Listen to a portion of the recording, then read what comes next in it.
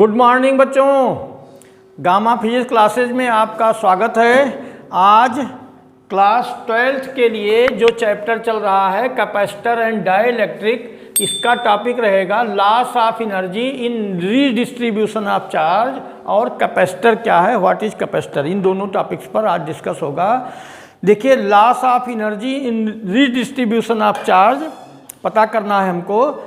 एक बात देखिए, जब आपने चार्ज का रीडिस्ट्रीब्यूशन किया था, पीछे के लेक्चर में हो चुका है, तो ratio of charge on each conductor is in the ratio of their capacitance, ये आया था। ठीक, अब यहाँ पर चार्ज का जब डिस्ट्रीब्यूशन होगा तो एनर्जी का लॉस कैसे हो जाता है, इस पर डिस्कस होगा।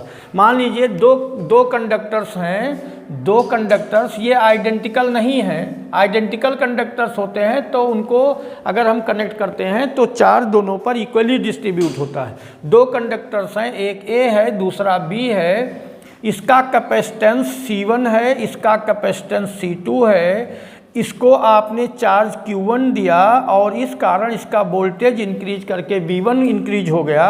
इसको दिए गिवन चार्ज Q2 के कारण इसका वोल्टेज, इसके वोल्टेज में V2 इंक्रीज हुआ। आपको मालूम है Q1 equal to C1 V1 हो चुका है ये, and Q2 equal to C2 V2 मालूम है। Q2 equal to C2 V2। अलग अलग दोनों कैपेसिटर्स का इसकी एनर्जी होगी, energy stored in capacitor conductor होता है हाफ CV स्क्वायर, तो इसकी एनर्जी होगी हाफ C1 V1 स्क्वायर, और इसमें स्टोर्ड एनर्जी होगी हाफ C2 V2 स्क्वायर। तो total energy of the both capacitors, अगर हम U डैश कह लेते हैं, U dash equal to half C1 V1 square plus half C2 V2 square, half common ले लो आप, तो ये आ जाएगा C1 V1 square plus C2 V2 square. ये total energy of U dash ही कहो, U1 डैश क्या, total energy of the both capacitors. अब अगर ये दोनों कंडक्टर्स किसी थिन वायर से कनेक्ट कर दिए जाएं या एक दूसरे से टच करा दिए जाएं, तो flow of charge from high potential to low potential. देखिए, चार्ज का फ्लो हमेशा, ये पीछे लेक्चर में हो भी चुका है, चार्ज का फ्लो हमेशा हाई पोटेंशियल से लो पोटेंशियल की ओर हो जाता है। चार्ज कम ज़्यादा से मतलब नहीं, पोटेंशियल से मतलब है। तो हाई पोटेंशियल वाले कंडक्टर से लो पोटेंशियल वाले कंडक्टर की ओर चार्ज फ्लो करने लगेगा, और चार्ज तब तक फ्लो करेगा जब तक कि दोनों का वोल्टेज, दोनों का पोटेंशियल इक्वल ना हो जाए। मान लीजिए चार्ज फ्लो करने पर टोटल जो रिजल्टेंट पोटेंशियल जब इक्विलिब्रियम हो जाता है, तो रिजल्टेंट पोटेंशियल अगर V है तो V equal to total charge upon total capacitance.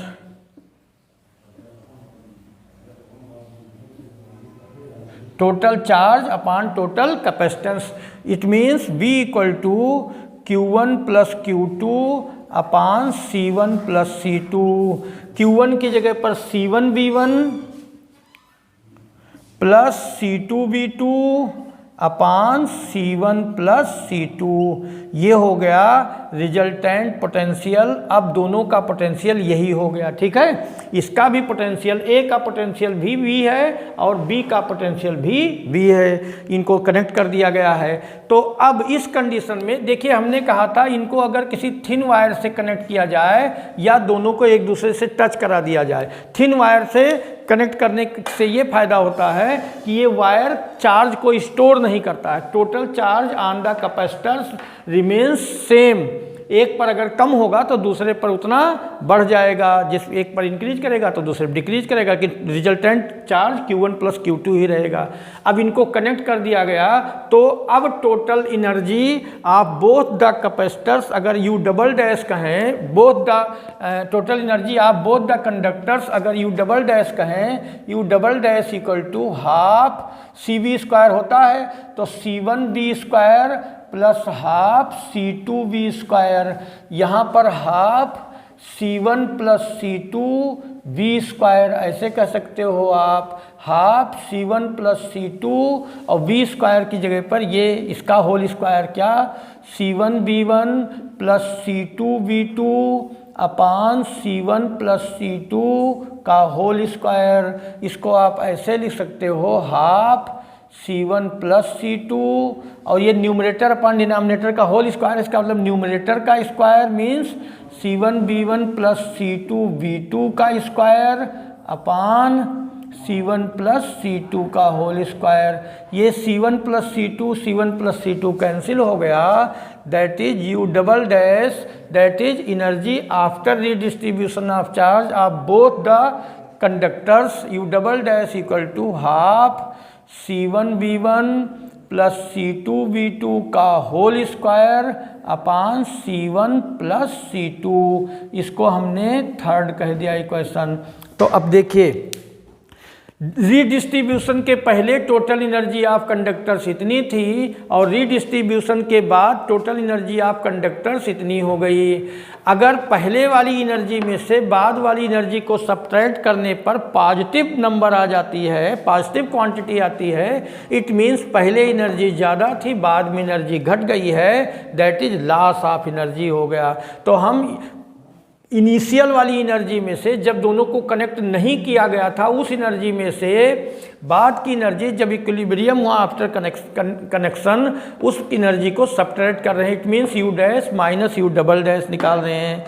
Therefore U dash minus U double dash, therefore U dash minus U double dash equal to, U dash की value कितनी है, half C1V1 square plus C2V2 square minus half C1V1 plus C2V2 का whole square upon C1 plus C2।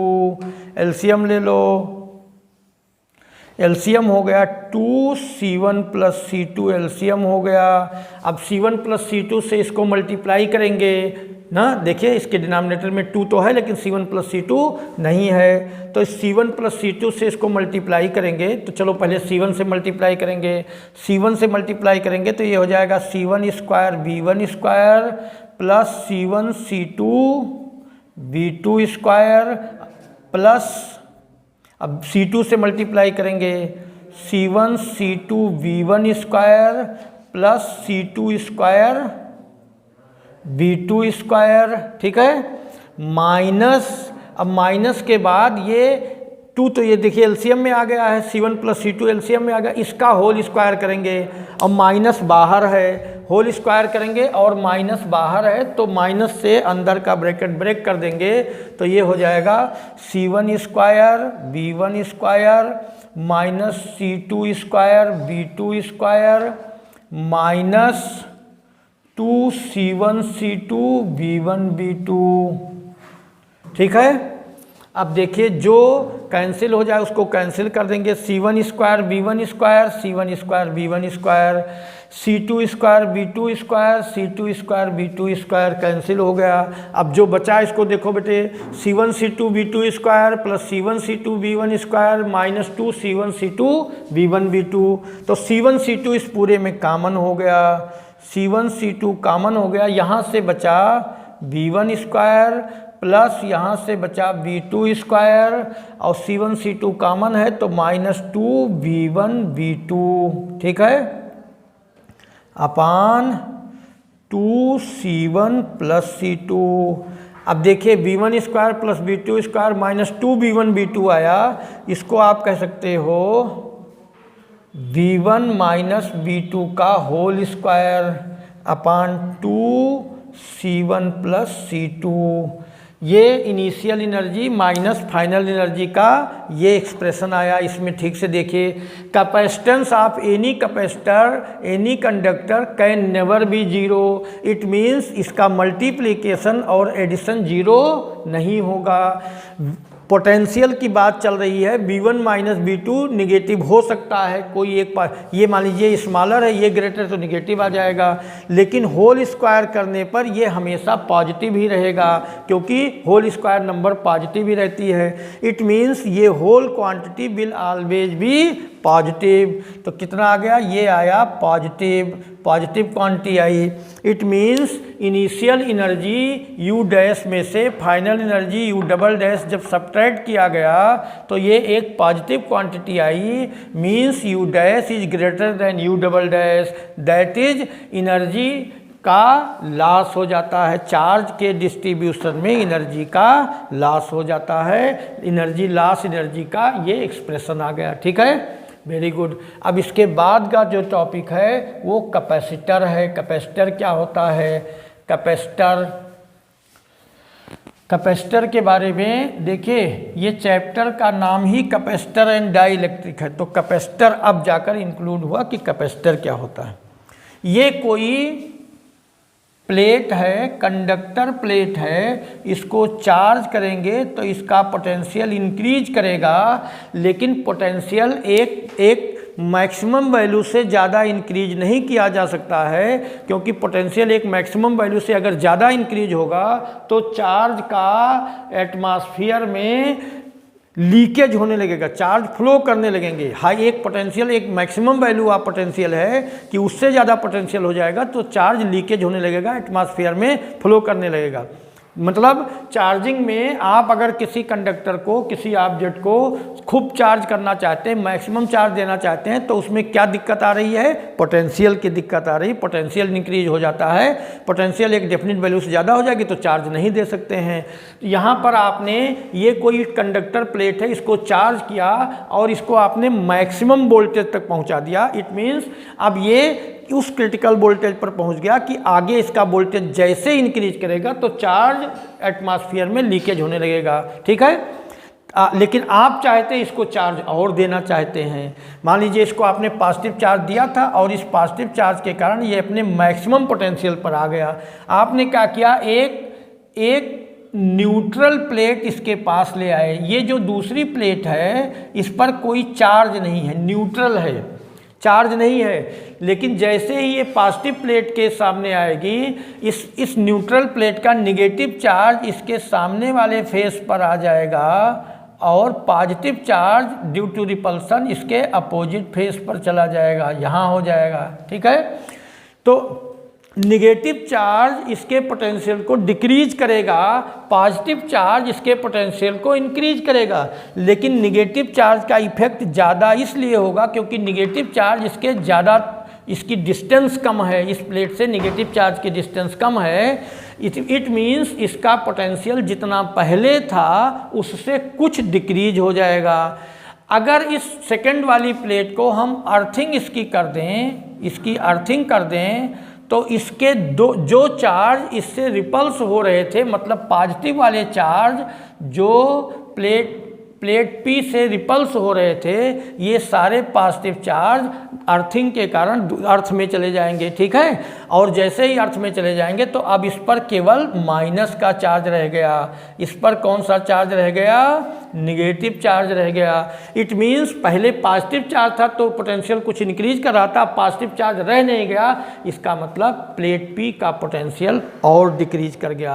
Plate P का potential जब और decrease कर गया, अब पहले शुरू में जितना आपने चार्ज दिया था मैक्सिमम पोटेंशियल पर पहुंच गया था, अब पोटेंशियल कम हो गया, इसका मतलब इसको अब हम और ज़्यादा चार्ज कर सकते हैं। तो इस डिवाइस को जिसमें किसी कंडक्टर, देखिए प्लेट P को आपने कुछ नहीं किया, ना इसका शेप साइज बदला, ना इसको चार्ज किया, कुछ नहीं किया, मैंने इसमें कोई चेंज नहीं किया, लेकिन अब इस पर पहले से ज़्यादा चार्ज स्टोर हो सकता है। तो एक ऐसी डिवाइस जिसमें किसी कंडक्टर के शेप साइज में बिना कोई चेंज किए उस पर enough amount of charge store किया जा सकता है, such type of device is known as capacitor. Capacitor में हमेशा दो प्लेट्स होती हैं। ये जो दूसरी प्लेट होती है, इस पर जितना फर्स्ट प्लेट पर आप चार्ज देते हो, जितना फर्स्ट प्लेट को चार्ज किया जाता है, सेकंड प्लेट जो कि अर्थ होती है, अर्थिंग कर देते हैं उसकी, इस पर ड्यू टू इंडक्शन उतना ही चार्ज अपोजिट नेचर का क्रिएट हो जाता है। इस पर अगर हम प्लस क्यू चार्ज देते हैं तो इस पर माइनस क्यू चार्ज इंडक्शन द्वारा क्रिएट होता है, इसको चार्ज नहीं करना पड़ता है। तो कैपेसिटर के बारे में पूछा गया है कि what is the use of second plate of capacitor. तो second plate of capacitor first plate के पोटेंशियल को कम कर देता है, जिससे इस पर enough amount of charge store हो सकता है। सेकेंड प्लेट ऑफ कैपेसिटर हमेशा अर्थड होता है, इसकी अर्थिंग कर देते हैं और इसको चार्ज दिया नहीं जाता है, बल्कि इस पर induction, due to induction charge create हो जाता है। तो ये कैपेसिटर हो गया, कैपेसिटर की डिवाइस हो गई। ठीक है, अब capacitance of parallel plate capacitor, ये टॉपिक कल के लेक्चर में डिस्कस होगा। आप लोग नोट्स जरूर बनाइए, जिससे पीछे के टॉपिक आपके प्रॉपरली क्लियर हों। ठीक, धन्यवाद।